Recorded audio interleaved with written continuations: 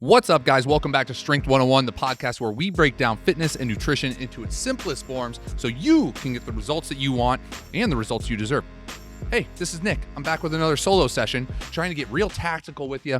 I get the question all the time now. Maybe it's because I recently turned 36 and I'm a dad of two, so now people see me in that dad phase. But so many people ask me about how to get rid of their dad bod. People message me on the internet about it. People in the gym ask me about it. And it's definitely something that people want to get rid of.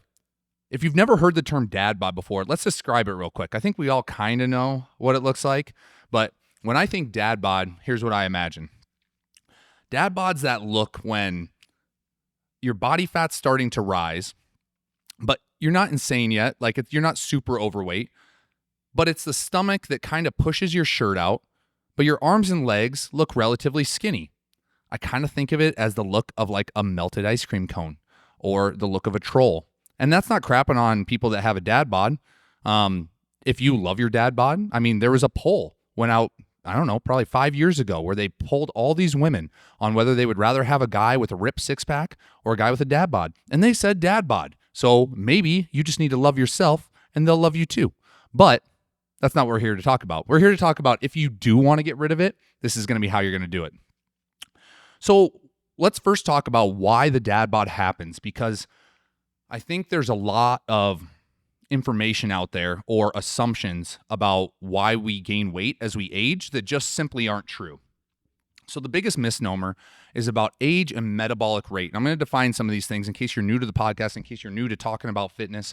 When I say your metabolic rate, that just means how many calories, how much energy you burn every single day when you're moving around and when you're working out. And the argument is, for most people, they say, my metabolism just drops as I age. And I was working in this office and I must have been 25 or something then, and it was in my peak kind of physique bodybuilding days. And my coworkers were older than me by a good 10, 15, 20 years, and they always used to make fun of me, and they'd say, "Oh yeah, you look like that now, but you just wait until you're 30. You just wait until you're 35. You just wait until you're 40." You know what? I hit 30, I didn't notice a change. I've now hit 35, I don't notice a change. Unless there is something drastic coming for me in the next 4 years when I get 40, I still don't believe this. And I used to argue with them. They weren't going to listen, but I used to tell them the information that I'm going to tell you right now. Here's the thing. They've done a lot of research on this, and it's very clear. Your metabolism, how much energy you burn every single day of your life, is mostly dictated by how much muscle mass you have on your body. To be exact, the studies show that 63% of variance in metabolic rate between people is explained by fat-free muscle mass. A bunch of fancy words to say that if you have more muscle mass on your body, you get to eat more food before you put on fat. And only 3% of variance in metabolic rate between people is explained by age. I ran the kind of like experimental numbers on this, and that means that if I aged 10 years and nothing else changed, I couldn't have that extra banana. It's 100 calorie difference.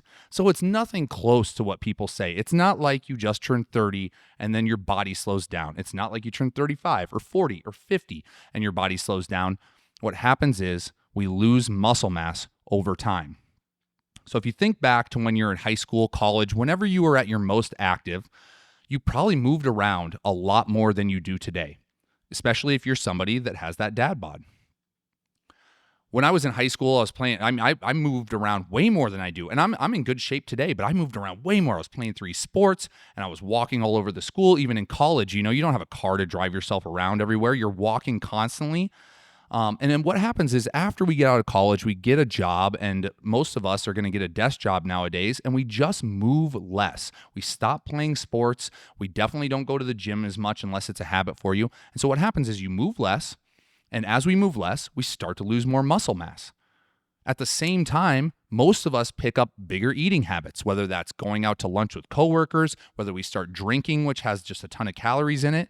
And there's no judgment on any of this stuff. This is just what happens to people.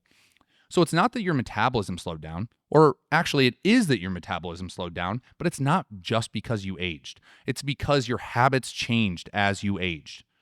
I got older, I started moving less, and that means I'm burning less calories every day.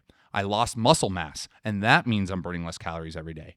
And I started eating more. And so it's not just a little bit of a shift, it's a lot of a shift. And that's why your body suddenly drastically changes over the course of 10 years between when you're 22 and when you're 32, at least for most people. Now, over time, that loss of muscle mass that the entire body experiences is what leaves those skinny arm and leg look, while most of the fat that we put on goes around our midsection. Guys in particular, compared to women, do not put fat on their arms nearly as much as women do. We get women coming in the gym all the time, and their biggest concern is they hold up their arm, they wiggle their tricep fat, and they say, how do I get rid of my bingo wings? I've never had a guy say that to me. And even when we help the men in our gym lose weight, usually the first place that shreds down is their arms. And sometimes there's people that walk around and their arms look pretty impressive, and they still have what they like to refer to as that spare tire on the front. So what can we do to reverse this? That's what we really want to know, is how do I get rid of my dad bod? Is the damage already done? Am I screwed? I just want to not be known as that person that's at the pool with my shirt on anymore. Well, you can do cardio, you can diet, but that's just going to help you lose fat, and that's not going to help you increase muscle. And you probably need both if you have that dad bod look. If the dad bod means that you have excess fat around your midsection and skinny arms and legs, then the reverse or the opposite of that would be losing fat around the midsection and putting some muscle mass on your arms and legs. So you're going to have to strength train. Here's my recommendation. Here's your recipe for getting rid of dad bod. Start strength training. If you've never done it, you need to start. Like, I don't care if you're scared to do it, just start doing it. If you want to get rid of the dad bod, you will strength train. If you don't want to strength train, then you don't care if you have a dad bod. That's as simple as it is. 3 times a week. You don't need to do more than that. You're going to do your biggest lifts. You're going to do bench press. You're going to do rows. You're going to do pull-ups. You're going to do squats, deadlifts, lunges. Only the basics, because you're a dad. You're busy. You're time constrained. You don't have unlimited energy. You need to get in there, do the basics, hit them hard, and get out. And you got to get some sleep. Here's the joke that I had with a trainer I used to work with about how you improve your testosterone. 1 second, my dog's barking. Grizz, hey, chill out, buddy. Hey, cut it out, or you're going outside. Man, that's okay. So here's your recipe for high testosterone. Lift heavy-ass weights. Lifting heavy weights stimulates testosterone production in your body.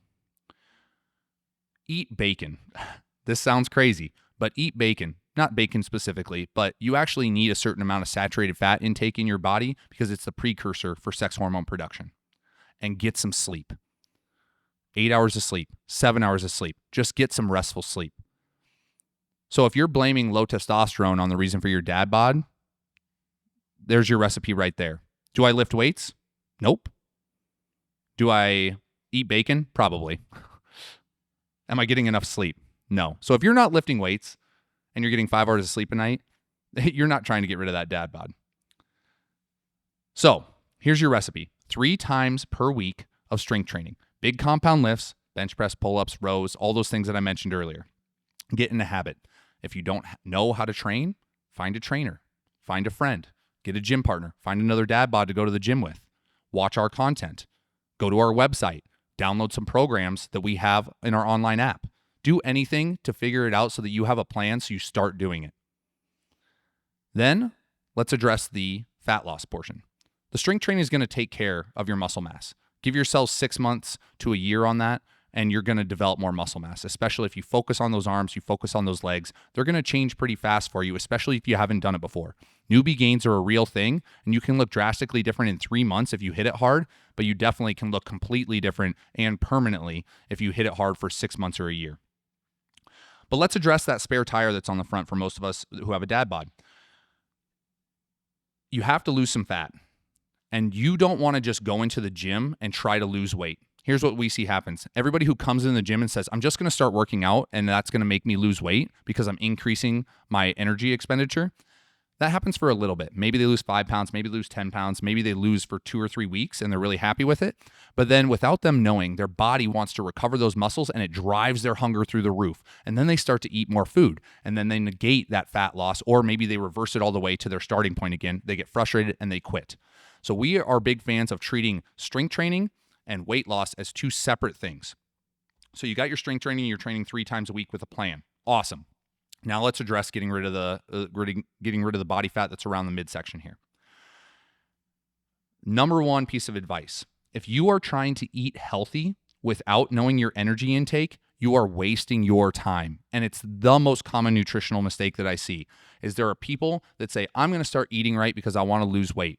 And then they buy a bunch of, in quotes, healthy food, whatever they think is healthy, and they don't pay attention to their quantities at all, and then they wonder why they're not losing weight. They're like, oh man, I'm eating all these leafy greens and all this crap that I don't really like, but I'm not losing any weight, because you're not paying attention to how much energy is in that food, and that's the equation you really need to know. So what you're going to do is you're going to download an app, MyFitnessPal, Lose It app, and you're going to track your food. And that's going to tell you how many calories you're eating on a daily basis. Now, what we see is most people who start tracking their food immediately start losing weight just because of the awareness. They down that chicken, bacon, avocado club that they kind of categorized as their healthy option, and they realized that it had more calories than the damn burger. And then they go, oh, I guess I won't order that. Oh, I didn't realize that my Starbucks drink had 700 calories in it every morning. There are people that come back to us and report that when you could have black coffee for 50 calories. So the awareness is going to be huge. But then I don't want you guys just to be aware of it. I want you guys to actually have some targets to hit. Now, here's the thing. We talked about how muscle mass is the biggest driver of metabolic rate. Some of the other biggest drivers is just your general size. So what we see when we assign calories to people for weight loss is that most people, unless they have significant differences in muscle mass, are going to get the same calories if they're relatively the same height. So that means every female that we see that is 5'6" is within a couple hundred calories of each other as far as what their necessary deficit is to lose weight.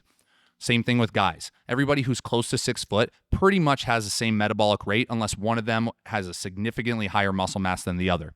So here's your targets. I'm only going to give you guys 3, and you can read between the lines on this.